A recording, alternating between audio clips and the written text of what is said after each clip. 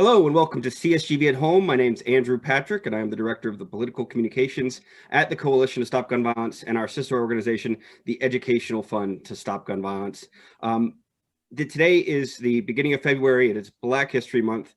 Our organization is really invested in solving the epidemic of gun violence that exists in impacted communities and addressing the root causes and structural inequities that disproportionately affect these communities. We are so lucky today to be joined by two of our great student organizers, Cierra Hinckson, our student organizer in Tennessee, and Kaaleah Jones, our student organizer in the Commonwealth of Virginia. I want to thank you guys so much for jumping on with me. Great to be here. Great to be here. Thank you for the opportunity. Absolutely, absolutely. Cierra, can you tell us a little bit of the work that you're doing in the Ed Fund to stop gun violence in these communities that are disproportionately affected? Definitely. So I'm a student organizer. I'm based in Nashville. So right now I'm working to expand our Tennessee community advocacy network by connecting with organizations that focus not only specifically on violence prevention, but the root causes of violence. So our goal is to empower these community members to be able to advocate for programmatic and policy solutions to help decrease gun violence in their own communities. So right now I'm doing this through skill building workshops and events that bring together so many different community members, faith leaders, students, researchers, politicians. For example, we're using a workshop called our Education to Action, which offers education on statistics and realities of gun violence, and then offers tangible skills to advocate for change, like crafting an elevator speech or writing an op-ed. Okay, yeah, excellent. Yeah, the Education to Action program, it's a fantastic workshop to learn the basics and the nuts and bolts of getting involved in advocacy and making these changes at the local level, but also going up to the state and even federal level. You can apply this message. Kaaleah, you guys are both part of the Next Generation Leadership Network. For this network, tell us a little bit about it and what are your goals for it in Virginia?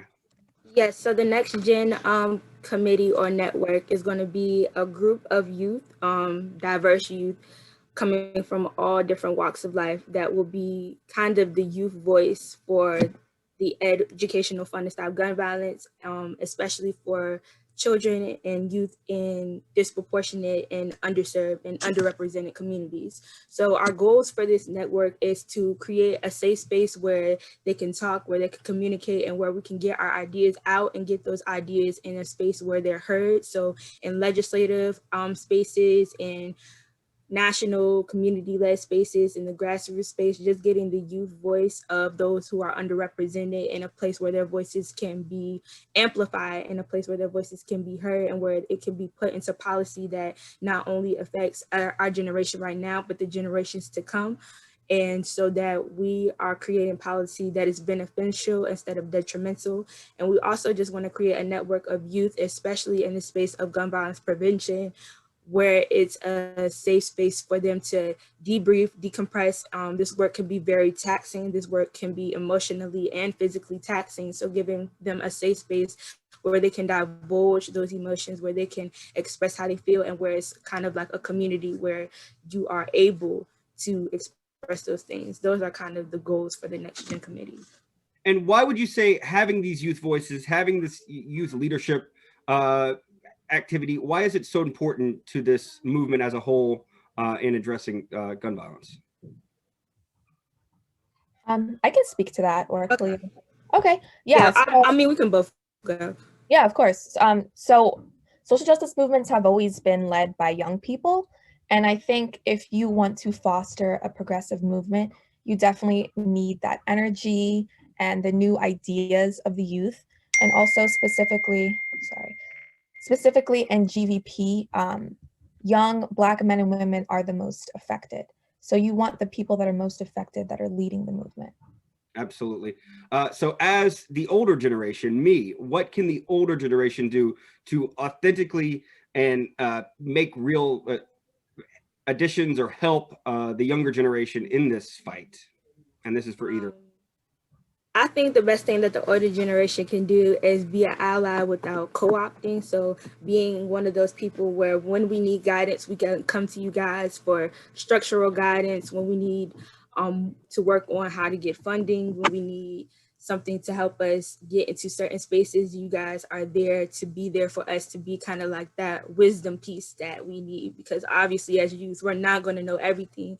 And so just being that thing to lean on, but kind of playing the back because we don't want our ideas being kind of swallowed by the ideas of the older generation. So just kind of being that backbone there for us when we need you guys, because you guys are such a beneficial part of teaching us what happened before and how we can work to build off those things, or the things that we want to keep from the past and the things that we want to kind of transform to fit our needs in the 21st century.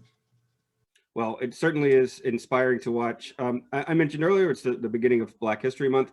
What can we all do to live in the spirit of Black History Month, not just honoring Black history as the past, but moving towards the future and making changes and creating new history with the work you're doing, and changing the way that gun violence has impacted communities across this nation for far too long and needs to be addressed? Yeah, we can both speak to that, but just to say, I think that in the spirit of Black History Month, especially this month, considering just everything that we've gone through in the past year, and we're bringing in another 4 years with the new president, I think reflecting on the past and then really continuing to just invest in the future. I think what we can do is continue to uplift the voices of Black activists. In any spaces, equity and race kind of second consideration. I think making it a first priority and something that we're always considering, I think is really important. I agree. Staying actionable and remaining educated is probably the biggest way that we can truly embrace the legacy of those who came before us. Just really being motivated and staying motivated to push forward even when the times get rough, because a lot of the times, especially in the civil rights movement, there was a lot of adversity, there were many obstacles, but they kept persevering and they kept pushing until they got their desired results. So to embody that, we need to keep going, stay determined, stay vigilant, and be sure that we are truly fighting for equity and sustainability in all spaces moving forward.